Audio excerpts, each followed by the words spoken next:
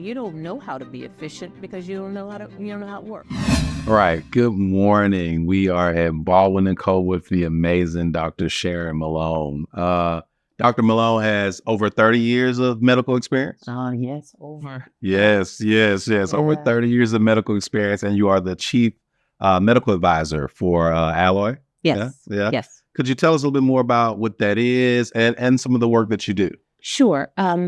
After practicing for 30 years, I sort of decided, okay, it's time to leave with that. And I had no real plans for what I was going to do afterwards. Mm-hmm. And I got contacted by Alloy, and it was at that point, it was an idea, a startup. And we were going to do online care for menopause treatment and education.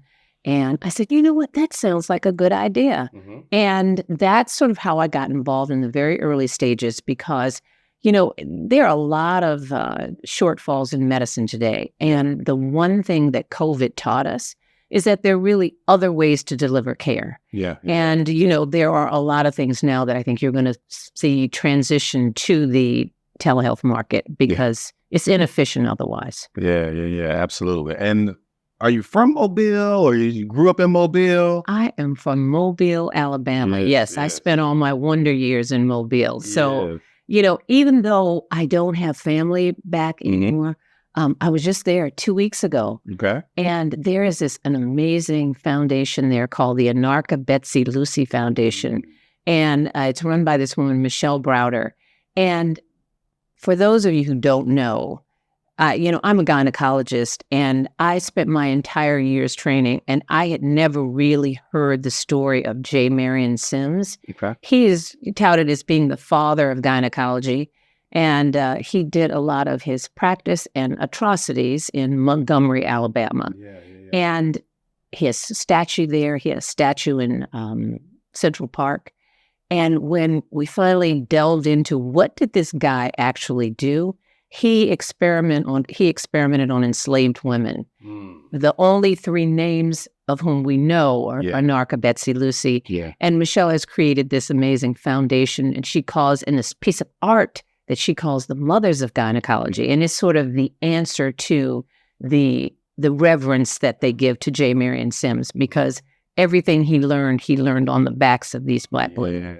So that brought me to Mobile last week, and it was a very uplifting experience. Yeah, that is amazing. I believe I read a little bit about that in a book called Medical Apartheid. Yeah. Yep. So okay. And the youngest of 8? Youngest of 8. I'm the youngest by a lot. Yeah. My oldest brother, a month from now, will be 88 years old. Wow. Yeah. So I'm 65. So between, can you imagine having 8 kids over 23 years? Yeah. My oldest brother was married when I was born. Yeah. So it was an interesting experience growing up, let's just say, with that many people, half of whom were already out of the house when I was born. So a big family, but not really. Yeah.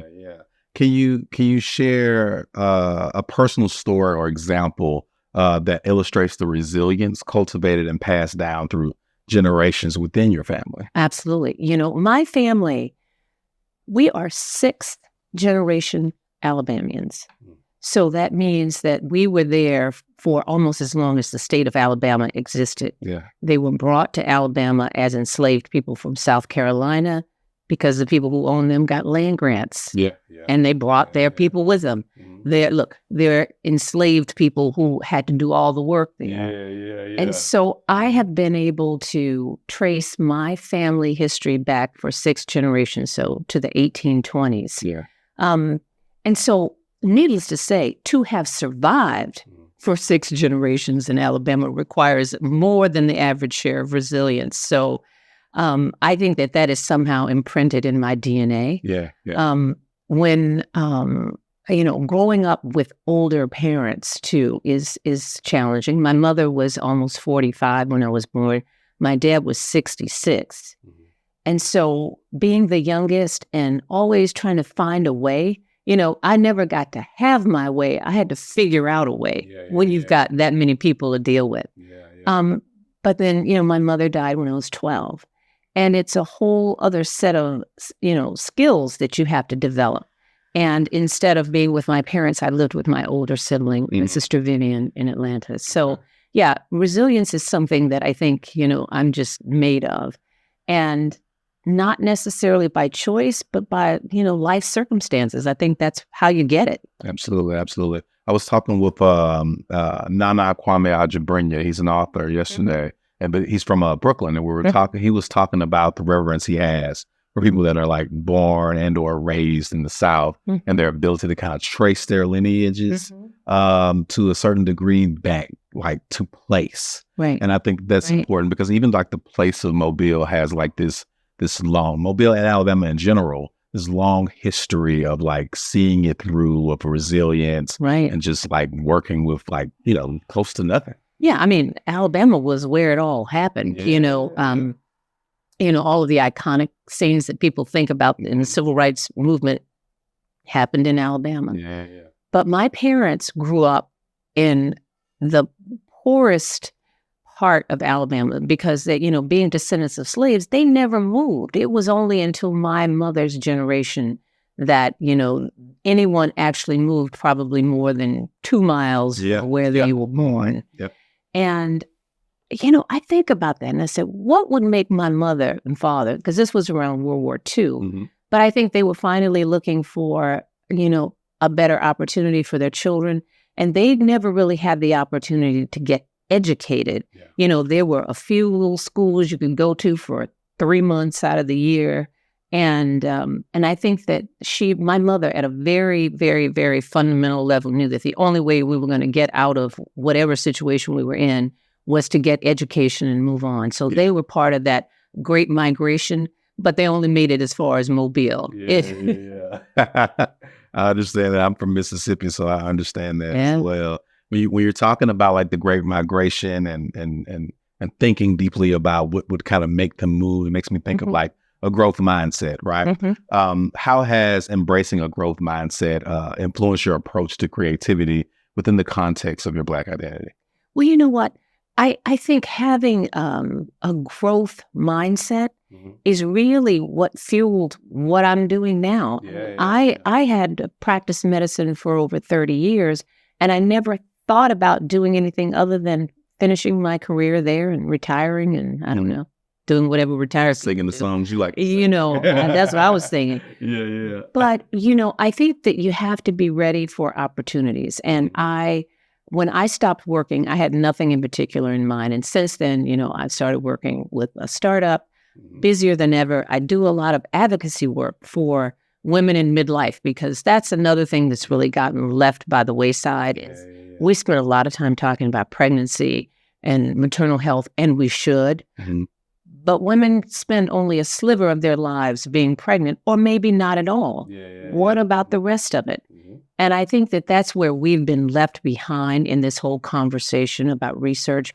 And then when you talk about Black women, if women have been left behind, then we're not even on a trade. I mean? It's like when, so trying to get, advocate for research, not only for research, by, government NIH, but also advocating to get Black women to participate in studies. Because I think if we don't step up and start participating, then we're not going to get the answers to some very fundamental questions about what ails us as a community. Absolutely. Yeah. I know you do a whole lot of work with what is it called? Is it like post menopause? Yeah, I do a lot of menopause stuff. Yeah. And I saw you talking about how there was a particular report that came out, I think, that like revolutionized the way that folks thought about like hormone therapy and things of that nature. Can you talk a little bit more about, growth mindset and how you had to kind of get creative in your practice in regards to, menopause and like you said, making sure that women aren't like left behind in those, I believe you said like 30 to 45 years that they have after that. Exactly. When I did the full range of OB and GYN for the first half of my career.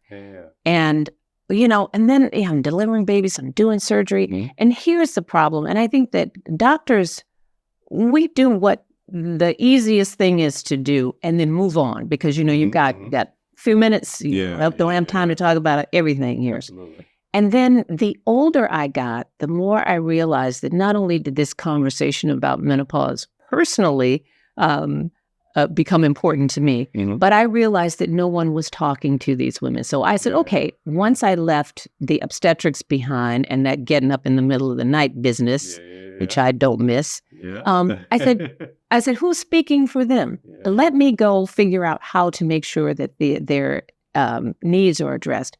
Because again, we're going to spend a third of our lives in our menopausal years. And there are a lot of other health consequences of that most women are not aware of. So I used that opportunity to get educated more about menopause because, believe it or not, most doctors are not. And then I used that knowledge to figure out, okay, there's only so much I can do in the course of a day. How can I leverage that knowledge over not just 20 people a day, but maybe, 2,000 people? And that's where, a lot of my work sort of has come from. And then once you're in this space, then when you really sort of get below the surface, you realize how much we have been neglected from a research point of view. And it's an easy space to do because there are not many people in it. So you can walk into that space and rather than just saying, oh, move aside, you're the only person talking.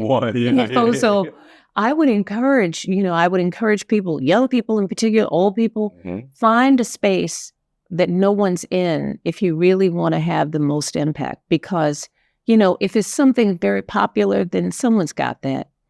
But there's so many needs that we need to address in our community. Absolutely.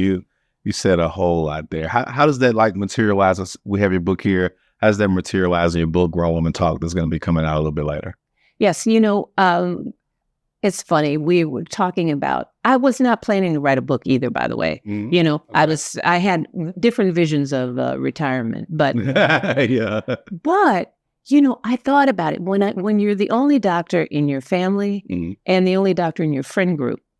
I spent a lot of time just navigating situations for them, not OBGYN related, but just basic logistics. And then it dawned on me, I said, you know what? People don't really understand how this whole thing works. So, the medical, the medical interactions that we are going to have from this point forward are going to be more complicated. They are going to be less personal. And you are going to find that the amount of time that you have with a doctor or a nurse practitioner or whomever it is that you're going to see, it may be, you may be interacting with a computer and this is going to be AI. However that is, no one's going to know you and no one explained to you how the system works. So you don't know how to be efficient because you don't know how it works. So this is where the book got.